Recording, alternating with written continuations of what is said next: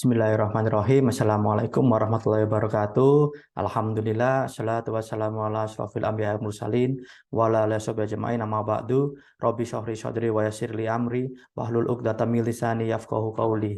Kita berjumpa lagi ya, kali ini di materi tentang physical security, yaitu keamanan fisik dari infrastruktur IT yang ada di lingkungan kita ya.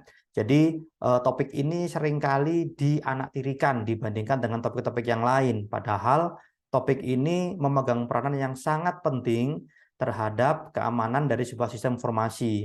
Karena bagaimanapun juga sistem informasi itu kan dia berupa software ya, berupa software yang dia diinstal di hardware, di server misalnya. Nah, servernya ini perlu diamankan juga ya. Jalan menuju server juga perlu diamankan. Ruangan servernya juga perlu diamankan. Siapa yang berhak mengakses ke ruang server itu juga perlu diamankan. Nah, bagaimana cara mengamankannya? Mari kita akan pelajari pada materi kali ini. Oke. Oke. Jadi physical security itu adalah a set of ya. Jadi ini adalah sekumpulan ya. Sekumpulan tentang aturan dan tindakan yang didesain, direncanakan untuk melindungi hardware, peralatan, dan infrastruktur fisik dari ancaman fisik yang dapat menyebabkan kerusakan atau pencurian atau penghancuran atau nah ini seringkali unauthorized access ya. Jadi tidak semua orang itu boleh mengakses infrastruktur IT ya. Hanya orang-orang tertentu saja ya. Nah, ini tidak hanya menggunakan algoritma seperti kalau kemarin di information system ya. Nah, di sini kita menggunakan ada teknologi, policies, aturan, dan prosedur. Ya, jadi ini makanya disebut dengan set, ya, sekumpulan, sekelompok. Nah, gitu. Jadi nggak bisa kita hanya mengandalkan salah satu saja, misalnya teknologi. Misalnya saya sudah mengimplementasikan untuk fingerprint yang menggunakan dia punya fitur face recognition. Nah, cuman kemudian tidak ada polisinya.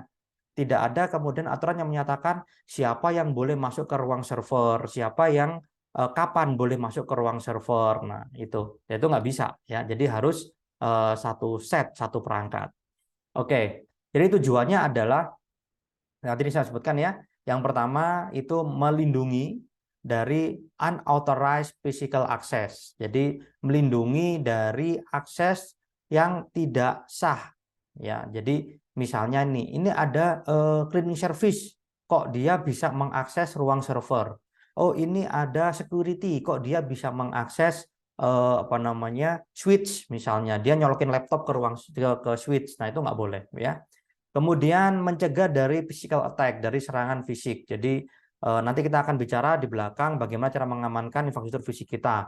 Ya, kemudian melindungi sensitive information, ya, informasi-informasi penting yang ada di dalam sistem informasi kita. Kemudian mitigating risk of disaster, ya. Jadi bencana itu pasti akan terjadi.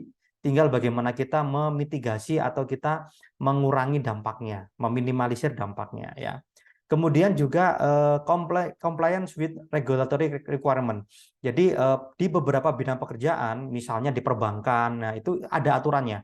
Ada aturannya terkait dengan keamanan dari sebuah sistem informasi, ya, terutama di perbankan ya. Itu ketat sekali. Jadi ada aturannya, ruang server itu harus seperti apa, servernya itu harus seperti apa, kemudian harus ada apa saja di ruangan itu, apa yang nggak boleh di ruangan itu ada semua aturannya. Sangat ketat sekali karena ini banyak sensitive information di sana ya. Kemudian ini yang penting adalah integration with logical security. Jadi physical security aja itu nggak cukup, logical security aja itu nggak cukup, harus digabungkan keduanya ya. Oke. Bedanya apa sih physical security dan logical security? Jadi ini ada beberapa hal yang mencolok ya perbedaannya. Yang pertama fokusnya. Kalau fokusnya physical security itu dia melindungi physical asset. Jadi melindungi hal-hal yang infrastruktur IT yang bersifat fisik. Sedangkan logical security itu dia melindungi digital asset, data, informasi. Nah, itu yang dilindungi oleh logical security. Kemudian bagaimana cara pengamanannya? Nah, itu kalau physical security pakai kunci, gembok, ya, pakai apa namanya pintu, kemudian pakai apa namanya akses kontrolnya itu pakai fingerprint atau pakai face recognition, ada CCTV-nya dan sebagainya. Kalau Cloud Security itu untuk melindunginya bagaimana? Pakai password untuk login, kemudian apa namanya pembagian hak akses user. Udah kita bahas ya di materi sebelumnya. User ini dia boleh ngapain aja, user ini nggak boleh ngapain aja.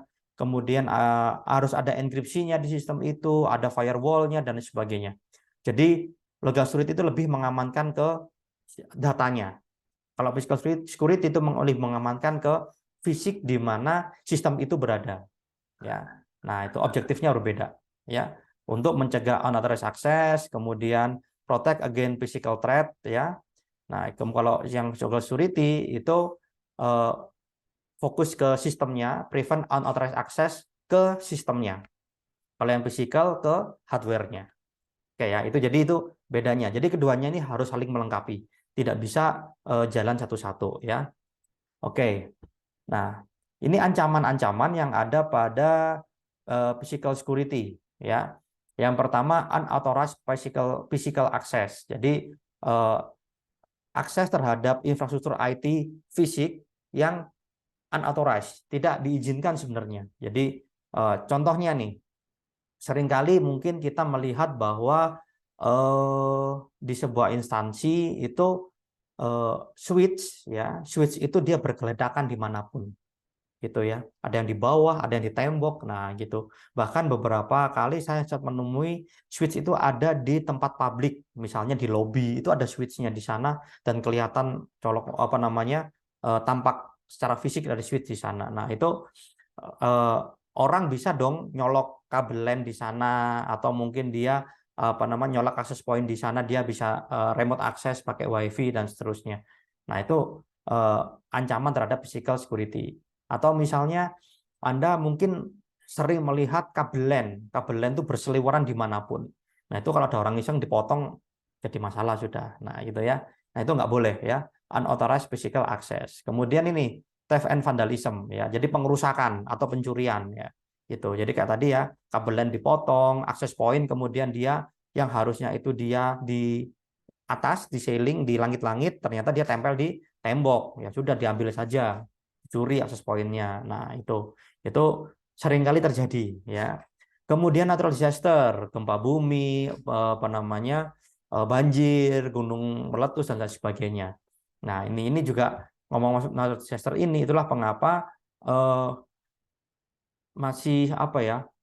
Belum banyak perusahaan internasional yang mau meletakkan data centernya di Indonesia gitu, karena Indonesia ini kan apa namanya natural disaster-nya kan lumayan sering ya gitu kan, kita ada di apa ring of fire, jadi di cincin apinya bumi itu Indonesia ada di sana. Jadi apa namanya bencana alam itu sangat sering sekali sehingga itu mengancam keamanan fisik dari apa namanya perusahaan-perusahaan itu yang meletakkan data center di Indonesia, kecuali mereka dipaksa oleh pemerintah kalau mau bisnis di Indonesia harus data center di Indonesia. Nah gitu ya, pemerintah punya aturan itu, data Indonesia tidak boleh keluar dari Indonesia. Nah, maka penyedia layanan apa namanya server yang mau berbisnis di Indonesia, mereka harus punya data center di Indonesia.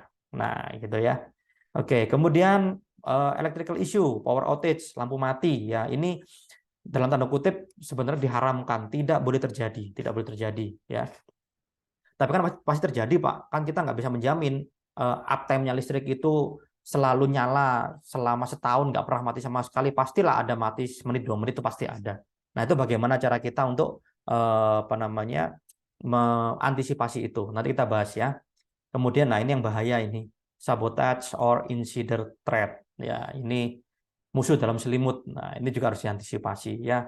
Tidak semua orang yang bekerja di situ sebenarnya dia eh, senang bekerja di situ. Terkadang ada beberapa yang terpaksa bekerja di situ dan pada satu titik dia bisa berbalik menjadi musuh dalam selimut. Jadi itu juga harus diantisipasi di physical security ya. Oke, pertama, unauthorized physical access. Bagaimana cara kita untuk mengatasi hal ini ya? Nah, ini kita menggunakan namanya physical access control ya. Anda pasti sering melihat ya, kunci pintu, bahkan sekarang itu sudah banyak yang jual untuk rumah ya. Pintu rumah itu pakai fingerprint, pakai kode, pakai card ya untuk membuka pintu itu ya. Itu namanya physical access control. Kalau untuk ruangan perusahaan atau ruangan yang dia menuju ke tempat yang sensitif, misalnya kayak ke data center, ruang server ya, itu ada namanya main trapdoor, bentuknya seperti ini. Jadi main trapdoor itu dia terdiri dari dua pintu, ada ruangan dari dua pintu ya, yang mana pintu yang di dalam ini baru bisa dibuka jika pintu yang di luar ini ditutup. Jadi dia nggak bisa dua-duanya terbuka, nggak bisa. Jadi kalau begitu pun sebaliknya, kalau orangnya mau keluar ini terbuka, maka ini nggak bisa dibuka pintunya. Tutup dulu baru dia bisa dibuka. Nah, untuk membuka pintu ini masing-masing ini menggunakan biometrik, menggunakan card atau menggunakan apa namanya password dan lain sebagainya. Nah, itu namanya main trapdoor. Jadi kalau misalnya dia apa namanya menguntit apa itu. Jadi ada orang yang punya akses masuk, kemudian dia di belakangnya ngikutin gitu ya, di belakang ngikutin, dia akan terjebak di sini, akan ketahuan di sini. Ya, itu namanya main trapdoor. Kemudian untuk mencegah pencurian dan pengerusakan, nah itu dia sarannya adalah amankan setiap IT device. Ya, tadi yang saya sampaikan biasanya untuk switch itu bergeletakan di mana-mana, ya. Nah itu sebaiknya diamankan seperti ini. Ini namanya wall mount rack, ya. Ada rak untuk perangkat apa namanya perangkat jaringan komputer, biasanya switch di situ. Dia letaknya ada di atas, di tembok di atas. Nah, ini kalau Anda main-main ke prodi, ke jurusan kita ya, itu di beberapa tempat ada, di ruang dosen ada, kemudian di ruang meeting kita ada, kemudian kalau lab itu di lab sistem informasi kalau nggak salah. Nah, itu ada switch yang di tempat seperti ini karena dia berfungsi sebagai backbone. Dia yang menghubungkan jaringan komputer di daerah tersebut dengan router utama. Nah, jadi dia harus diamankan. Memang ini harganya lumayan ya, lumayan mahal ya. Kalau nggak salah sekitar 4 juta kalau harganya. Jadi kalau kita mau mengamankan setiap device ya rasanya juga nggak masuk akal karena terlalu mahal harganya. Nah, lalu bagaimana Pak solusinya? Intinya jangan letakkan perangkat infrastruktur IT Anda, baik itu switch, access point ataupun router ya terutama kabel LAN misalnya itu di tempat yang mudah dijangkau oleh orang. Nah, maka biasanya pakai lewat atas jalurnya nih, kayak ini. Lewat atas plafon jalurnya. Jadi di bawah itu bersih, nggak ada kabel, nggak ada apa, jalur lewat atas. Kalaupun dia terpaksa harus turun, dia pakai kabel duct seperti ini. Kalau dia harus turun ke perangkat yang ada di bawah tembok, di bawah atap. Nah, dia pakai kabel duct seperti ini. Jadi, kalaupun ada orang yang mau mengerahkan pengerusakan, dia harus niat banget, dia harus membongkar ini semua. Nah, gitu ya. Jadi tidak mudah untuk dirusak. Kemudian natural disaster, bencana alam. Nah, ini bencana alam itu ada macam-macam ya. Nah, ini solusinya adalah recovery strategis ya. Ini ada namanya backup and restore. Ya, itu ada aturannya sebenarnya, ada aturan backup and restore. Jadi kita itu sebaiknya memiliki remote site. Kalau kita ngomong perusahaan ya, memiliki remote site di mana itu kita melakukan backup apa namanya data-data kita secara berkala ke remote site itu. Jadi misalnya di kantor utamanya dia kena bencana alam, datanya tetap aman. Ya, nah ini contohnya ini di perbankan. Di perbankan itu kalau nggak salah salah satu bank besar ya, bank swasta besar di Indonesia itu dia melakukan backup itu setiap hari mulai jam 11 malam kalau nggak salah, 11 malam sampai jam 2 pagi. Itu. Jadi di antara jam itu Anda nggak bisa transaksi. Ya, itu karena dia melakukan backup ke server-servernya dia yang ada di seluruh Indonesia. Jadi misalnya ada apa misalnya nih, ada satu daerah di kantor pusatnya dia itu kena bencana alam, gempa bumi misalnya. Kantornya hancur, ya. Data nasabahnya tetap aman karena dia ada di tempat-tempat yang lain. Ya. Contohnya misalnya Anda ke ATM, ya, Anda terdaftar di bank di Malang misalnya. Kemudian satu saat Anda pergi ke Jakarta, kemudian Anda colok ATM Anda ke mesin ATM-nya itu, perhatikan dalam hitungan detik atau mungkin milidetik, saldo Anda akan keluar di sana. Nah, itu bayangkan Kalau misalnya dia itu memang benar-benar ngambil data dari Malang, kan masih butuh waktu. Pada saat itu juga ada berapa banyak orang yang akses datanya. Nah, itu ya. Jadi dia itu bisa mengambil data di lokalnya server terdekatnya mereka. Nah, seperti itu. Kemudian redundant system ya, and file over. Jadi disarankan untuk infrastruktur IT itu dia redundant. Redundant itu ada lebih dari satu. Ya, nanti Anda silahkan pelajari ini kembali di jaringan komputer. Di sana itu ada kalau nggak salah di infrastrukturnya Cisco eh, Cisco Campus Network kalau nggak salah. Nah, itu di situ ada contohnya. Jadi ada switch-nya ada dua, routernya ada dua, kemudian distribution switch-nya ada dua, semuanya ada dua. Jadi kalau satu fail, satu gagal, satu rusak, dia otomatis akan pakai yang satunya lagi. Nah, itu ya itu disarankan seperti itu. Kemudian replication. Disarankan Anda juga memiliki sistem yang running sama seperti sistem yang digunakan production, tapi di tempat yang lain sifatnya sebagai backup. Jadi ketika sistem ini dia bermasalah, maka dia otomatis akan failover ke tempat yang lain. Nah, seperti itu ya. Jadi untuk natural disaster itu solusinya adalah recovery strategis. Anda harus punya remote site, Anda harus punya backup site. Jadi tempat di mana Anda memiliki infrastruktur IT yang sama persis seperti yang digunakan di production site, isinya di backup secara berkala di sana. Nah, gitu ya. Oke, kemudian untuk architectural issue ya, untuk apa namanya?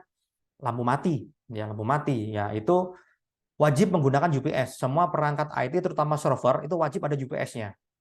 Namun kita tahu UPS itu dia nggak akan lama, apalagi server. Server itu kan dia kebutuhan listriknya sangat besar ya. Jadi dulu saya pernah memanage sebuah server, kemudian server saya itu saya belikan apa UPS. Waktu itu sih harganya sekitar 25 juta UPS-nya. Gede, UPS-nya gede memang untuk server. Itu pun hanya bisa membackup dua server saya waktu itu pakai IBM. Dua server saya itu dalam waktu kurang dari 10 menit ya. Harga 25 juta itu hanya bisa menyalakan server kurang kurang dari 10 menit. Nah, harapannya dalam waktu 10 menit itu kita punya generator yang dia bisa menyala gitu ya. Jadi selain UPS itu kita harus punya generator, genset. Nah, seperti itu ya. Jadi gensetnya itu kan untuk menyalanya dia kan butuh waktu. Nah, selama waktu itu listrik di backup oleh UPS. Jadi ketika nanti UPS-nya menjelang habis, generatornya nyala, UPS-nya akan disuplai lagi listrik dari generator sehingga server kita nggak sempat mati. Kemudian power source-nya disarankan redundant. Redundant itu sumbernya lebih dari satu. Nah, ini biasanya Anda bisa request ke PLN ya. Jadi dulu di server di apa server yang saya manage dulu ruang servernya itu dia punya tiga jalur listrik ya. Jadi dari tiga gardu listrik yang berbeda. Jadi ketika ada gardu listrik satu bermasalah, dia masih disuplai dari gardu listrik yang lain gitu. Kecuali memang listrik di daerah itu dari pusat yang bermasalah semuanya mati ya sudah kita pakai generator. Nah, seperti itu ya. Kemudian sekali lagi backup and recovery ya yang tadi sudah saya jelaskan sebelumnya itu sangat penting untuk mengatasi untuk mengamankan data customer kita. Oke, kemudian untuk data center sendiri itu ada standarnya. Standarnya itu namanya data center tiers ya. Ada standarnya, ini yang bikin ada namanya Uptime Institute ya. Dia ada 4 klasifikasi, ada tier 1, tier 2, tier 3, tier 4. Semakin tinggi tiernya, itu dia downtime-nya itu semakin kecil gitu ya. Jadi di sini ada aturannya. Kalau tier 1 itu dia boleh downtime selama berapa menit dalam setahun gitu ya. Tier 1 itu dia nggak nggak banyak part atau infrastruktur yang redundan gitu. Jadi biasanya power ya cuma satu, listrik ya cuma satu, AC ya cuma satu, UPS ya cuma satu, ya sudah ada tapi cuma satu aja. Kalau tier 2 dia lebih banyak bagian-bagian yang apa namanya redundan. Misalnya di tier 2 itu listriknya dia diambil dari dua sumber. Misalnya yang satu dari PLN, yang satu pakai solar panel misalnya. Nah, seperti itu. Kemudian UPS-nya dia nggak cuma satu tapi ada beberapa. Kemudian switch-nya dia nggak cuma satu tapi beberapa. Nah, itu untuk meminimalisir downtime. Kemudian tier 3 dan tier 4. Ini yang paling sedikit apa namanya downtime-nya. Jadi kalau kita istilahnya colocation itu kita nitip server kita ke data center, bayar pastinya ya data center, itu mereka menjamin uptime-nya, menjamin server kita ini bisa diakses dalam waktu sekian persen dalam setahun. Jadi itu sampai 97-98% dalam setahun uptime-nya. Jadi kalau dihitung dalam satuan bulan itu mereka itu hanya boleh mati sekian menit saja. Gitu. Dan itu jaminan. Kalau ternyata mereka mengalami lebih dari itu, kita akan dapat kompensasi. Nah, cuman ya itu semakin tinggi tirnya biayanya semakin mahal. Waktu itu sih beberapa tahun yang lalu saya pernah ditawarin dari salah satu provider telco ya. Dia punya data center di Surabaya. Waktu itu karena saya menggunakan ISP-nya dia ya. Saya dikasih diskon waktu itu kalau mau naruh server saya colocation di data centernya dia. Waktu itu sih kalau nggak salah dia masih tier 2 kalau nggak salah data centernya itu biayanya sekitar 1,5 juta. Itu beberapa tahun yang lalu ya, 1,5 juta per bulan gitu. Server dari saya, sistem milik saya hanya nitip aja tempat di sana gitu. Nanti bandwidth-nya bayar lagi. Bandwidth-nya bayar lagi di sana. Jadi cuma nitip aja, server saya nyala dengan listriknya mereka itu 1,5 juta per bulan. Ya, oke. Kemudian, nah ini yang gampang-gampang susah ini ya. Jadi insider threat ya, kita tidak tahu siapa musuh dalam selimut. Jadi sebaiknya yaitu implement access control ya. Jadi limit access to sensitive room. Yang boleh masuk data center itu adalah orang-orang yang berkepentingan saja. Misalnya dia punya kartu khusus gitu. Kemudian use least privilege principle. Jadi kalau misalnya dia itu programmer misalnya, programmer nggak boleh masuk data center ya sudah, dia remote aja. Yang boleh masuk data center itu siapa? Oh, itu orang infrastruktur. Nah, gitu. Kalau orang network boleh nggak masuk data center? Boleh, tapi hanya sampai di ruangan router saja yang ngurusin network aja. Kalau ruangan server itu nggak bisa masuk. Nah, itu. Jadi itu namanya least privilege principle. Jadi orang itu hanya diberikan akses sesuai dengan hak akses apa namanya pekerjaannya dia. Jadi nggak bisa lebih. Cuma di sini hati-hati, ada satu bidang pekerjaan yang dia bisa masuk kemanapun dan dia sering diremehkan. Apakah itu cleaning service? Ya, cleaning service memang dia harusnya bisa masuk kemanapun. Ya, cuman nggak ada hubungannya dong dia dengan server, ya kan? Jadi ruang server dia nggak bisa masuk harusnya. Nah, seperti itu. Kemudian screening and training ya.